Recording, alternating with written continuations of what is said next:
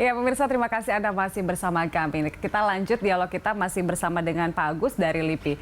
Pak Agus, Anda tadi mengatakan bahwa memang dibutuhkan juga perhatian dan dukungan dari pemerintah terkait dengan penelitian-penelitian yang mulai dari penelitian kecil begitu, tidak langsung yang harus besar. Nah, dukungan berupa apa nih Pak yang paling dibutuhkan LIPI? Karena kan ini untuk meningkatkan tentunya produksi alkes kita begitu. Ya, terutama kalau peneliti di LIPI ini dukungan yang paling penting adalah dukungan infrastruktur riset. Jadi ketika mereka melakukan riset, itu infrastruktur untuk melakukan riset seperti laboratorium, alat-alat laboratorium, kemudian fasilitas riset itu semua harus tersedia dan bisa dimanfaatkan kapanpun oleh para peneliti. Dan ini saat ini di LIPI kami sedang mengembangkan seluruh fasilitas riset itu harus tersedia kepada para peneliti sehingga semua peneliti dapat memanfaatkan fasilitas riset yang ada di LIPI, dan ini bisa dimanfaatkan oleh semua peneliti di Indonesia, tidak harus peneliti LIPI tapi peneliti dari universitas, dari badan litbang, bahkan dari swasta bisa ikut memanfaatkan fasilitas riset ini supaya semua bisa berkolaborasi, berdiskusi bersama, memecahkan masalah-masalah penelitian bersama menggunakan fasilitas riset yang tersedia. Karena ini penting, banyak peneliti yang beranggapan fasilitas riset di Indonesia tidak lengkap, sehingga riset-riset yang harusnya bisa dilaksanakan di LIPI kadangkala dibawa ke luar negeri untuk dilaksanakan di luar, dan banyak kejadian resource kita terbawa ke luar negeri dan dimanfaatkan oleh pihak luar negeri, dan kita seringkali tidak bisa memanfaatkan secara optimal. Nah, ini yang perlu kita benahi dari sekarang. Baik, Pak Agus, secara keseluruhan dari pertahanan nasional kita di bidang kesehatan, ini apa yang masih kurang dari sisi alat kesehatannya? Mungkin seperti tadi didiskusikan, yaitu sosialisasi terhadap kecintaan kita kepada produk dalam negeri, itu yang perlu ditingkatkan.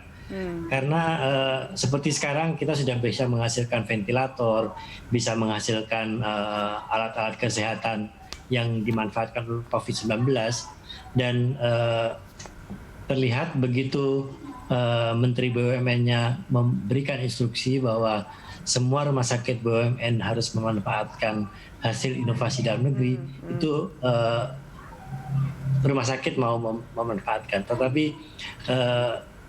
timbal baliknya peneliti juga perlu meningkatkan sensitivitas dari alat tersebut, karena seringkali kita berdiskusi dengan dokter, banyak sekali masukan-masukan dari pihak rumah sakit yang meminta perbaikan kembali terhadap alat yang kita buat tadi, sehingga diskusi dua belah pihak ini menjadi penting untuk meningkatkan performa dari alat kesehatan yang dihasilkan di dalam negeri. Oke, nah ini langsung ada dari Kementerian Kesehatan nih Pak Subo. Tapi Pak Agus, terima kasih telah bergabung bersama kami siang hari ini. Langsung akan dijawab oleh Pak Subo bagaimana nih?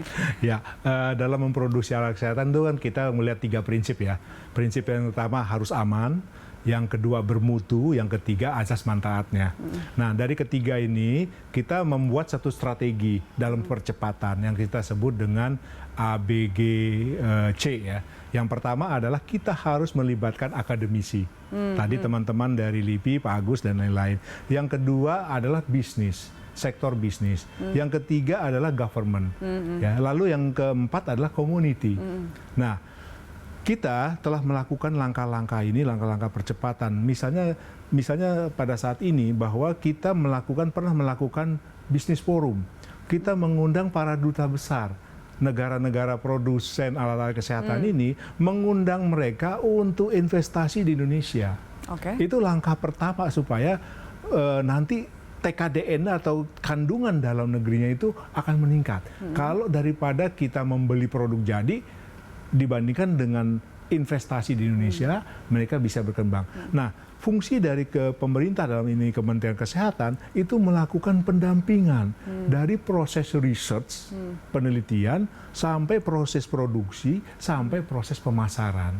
Nah, ini yang kita lakukan bersama-sama. Karena apa? Banyak sudah insentif-insentif yang diberikan oleh pemerintah dalam hal ini. Insentif pajak, kemudian peraturan, segala macam. Nah, ini harus kita manfaatkan seoptimal mungkin, ya. Adanya COVID ini memberikan suatu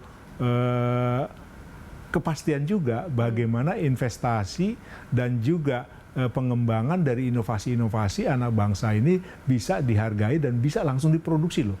Yang dulunya kita wah ragu-ragu ini apa, sekarang ini sudah berfungsi dan sudah Kemkes sudah menyatakan sudah izin edar.